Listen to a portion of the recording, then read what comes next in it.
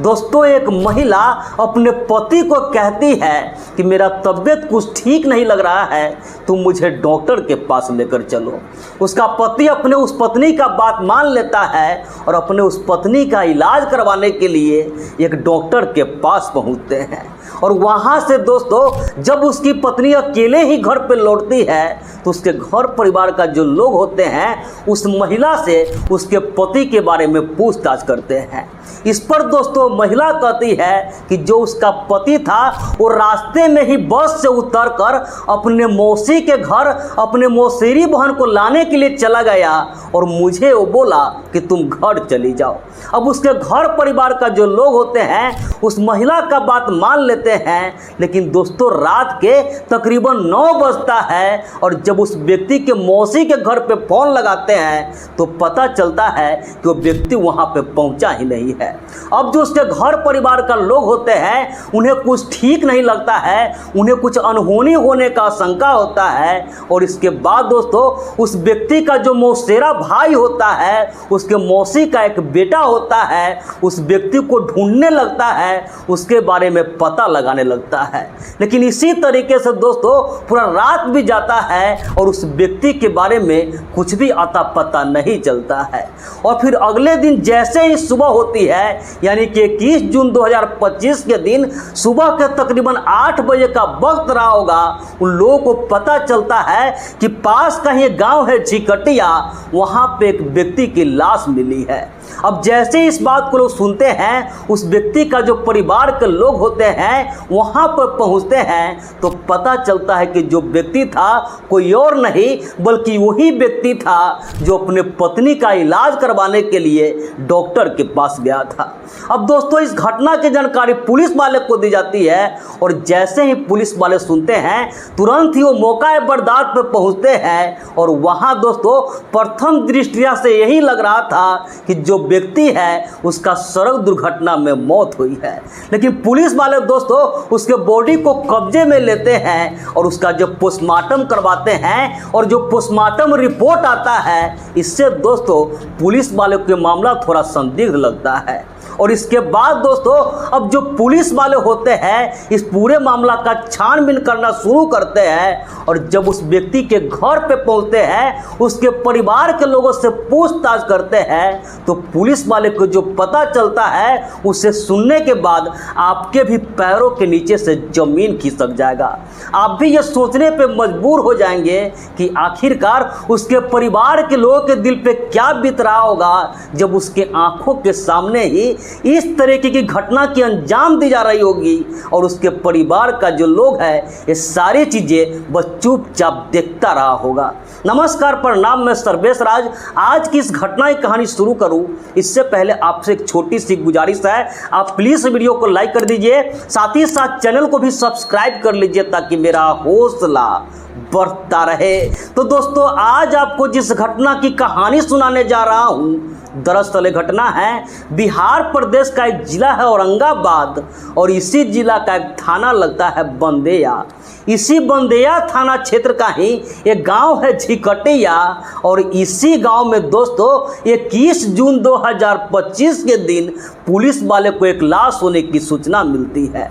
अब जैसे ही पुलिस वाले इस चीज़ को सुनते हैं तुरंत वहां पर पहुंचते हैं और वहां दोस्तों प्रथम दृष्टया से यही लगता है कि जो व्यक्ति है उसकी सड़क दुर्घटना में मौत हुई है। लेकिन पुलिस वाले दोस्तों जब उसके बॉडी को लेकर के पोस्टमार्टम करवाते हैं और जो पोस्टमार्टम रिपोर्ट आती है उससे मामला थोड़ा सा संदिग्ध लगता है। और इसके बाद दोस्तों अब पुलिस वाले जब इस पूरे मामला का छानबीन करते हैं वो जो व्यक्ति होता है उसका नाम होता है बिक्कू और दोस्तों जो बिक्कू होता है वो दाऊद नगर थाना के लाला अमौना गांव का रहने वाला होता है। अब पुलिस वाले दोस्तों उस बिक्कू के गांव में पहुंचते हैं और उसके घर परिवार का लोग होते हैं। जब उससे पूछताछ करते हैं तो पुलिस वाले को पता चलता है कि जो बिक्कू था उसके पत्नी का नाम पूजा है और उस पति पत्नी के अलावा दोस्तों उसका 4 बच्चे थे और और जो बिक्कू था उसकी एक विधवा माँ थी। और बिक्कू का जो पत्नी थी पूजा, उसका कमलेश यादव नाम के व्यक्ति के साथ अफेयर चल रहा था। और दोस्तों जो कमलेश था वो रफीगंज थाना के कर्मा मसूद गांव का रहने वाला होता है। दोस्तों जो कमलेश यादव था वो अक्सर उसके घर पे आता था, और जब उसके घर पे आता था तो उसके पूरे परिवार का जो लोग होता था सभी को एक कमरे में बंद कर देता था। और पिस्टल के नोक पे दोस्तों जो पूजा होती थी उसके साथ एक दूसरे कमरा में जा करके घंटों तक समय बिताता था, उसके साथ संबंध बनाता था। और जब वहाँ से वो जाता था तो उस पूरे परिवार को धमका देता था कि अगर ये बात तुम किसी को ही बताती हो, मुंह खोलने का भी कोशिश करती हो, तो इसका अंजाम भुगतने के लिए तैयार रहना। अब उसके घर परिवार का जो लोग होते हैं, बिक्कू का जो बच्चे होते थे, बिक्कू का जो माँ होती थी, वो लोग डर के मारे किसी को ये बात कुछ भी नहीं बताते हैं। लेकिन दोस्तों जो उसके बच्चे लोग थे, बिक्कू का जो माँ थी, उसे शायद पता ही नहीं था कि चुप रहने का नतीजा कभी जो उसका बेटा है, जो बिक्कू है, उसकी जान पे भी आ सकती है। दरअसल दोस्तों अब पुलिस वाले को जब ये बात पता चलता है कि उसका जो पति बिक्कू था और उसकी पत्नी थी पूजा, उस दोनों के बीच कुछ ठीक नहीं चल रहा था, अक्सर झगड़ा लड़ाई हो रहा था। और जो पूजा थी उसका कमलेश यादव से अफेयर था। और घटना वाले दिन जो उसका पति था बिक्कू अपने उस पत्नी का ही इलाज करवाने के लिए गए थे, तो पुलिस वाले का दोस्तों उसके पत्नी पे कुछ शक होता है। और शक के आधार पर जब उसके पत्नी को हिरासत में लेते हैं और पूजा से दोस्तों जब सख्ती से पूछताछ करना शुरू करते हैं, तो दोस्तों जो पूजा होती है यानी बिक्कू का जो पत्नी होती है, वो पुलिस वाले के सामने ज़्यादा देर टिक नहीं पाती है और सारी सच्चाई सामने आ जाती है। दरअसल दोस्तों बिक्कू का जो पत्नी होती है जिसका नाम पूजा होता है, अपने उस पति को 21 जून 2025 के दिन प्लान के मुताबिक इलाज कराने के बहाना से गया जी एक निजी अस्पताल में गई थी। और वहाँ दोस्तों उसका जो प्रेमी था कमलेश, वो पहले से ही मौजूद था। और इसके बाद दोस्तों वो तीनों वहाँ से एक स्कॉर्पियो में बैठ करके रफीगंज के एक गांव है चंदौती, उसी गांव के एक निजी क्लिनिक में इलाज करवाने के लिए पहुँचती है। वहाँ दोस्तों उस क्लिनिक में इलाज करवाने का नाटक करती है। और इसके बाद दोस्तों सिवली होते हुए झिकटिया गांव के नहर क्षेत्र के एक सुनसान इलाके में पहुंचते हैं।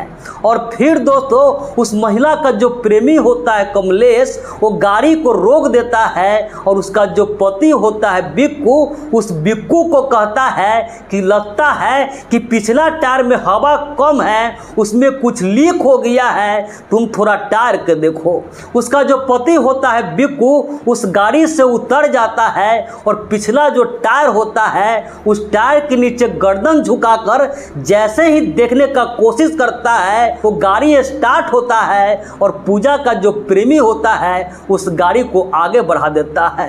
अब जो चक्का था दोस्तों उसके गर्दन से गुजरता है, वहीं पे जो बिक्कू होता है वो छटपटाने लगता है, तड़पने लगता है। और इसके बाद दोस्तों अब जो पूजा का प्रेमी होता है उस स्कॉर्पियो को कई बार आगे पीछे करके जब तक उससे कुचलते रहता है, जब तक कि बिक्कू की मौत नहीं हो जाए, वो इस दुनिया को छोड़कर चला नहीं जाए। उसकी पत्नी दोस्तों उसी स्कॉर्पियो में बैठकर अपने पति के मौत की तमाशा देख रही थी। और ये सारी चीज़ें जब हो जाता है तो दोनों वहाँ से कहीं चले जाते हैं।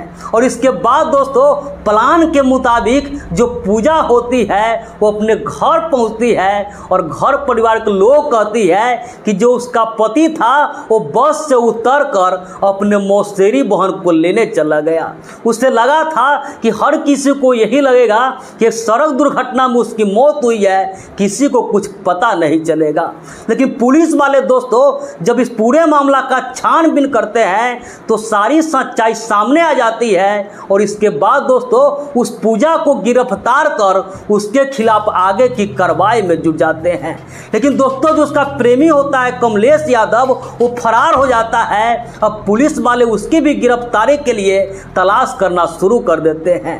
लेकिन दोस्तों जो महिला ने की थी, जो पूजा ने गलती की थी, उसके वजह से उसका जो पति था उसकी जान तो गई ही गई, साथ ही साथ उसका जो 4 बच्चे थे उसकी क्या कसूर थी, वो इतनी कम उम्र में पूरे तरीके से अनाथ हो गया था।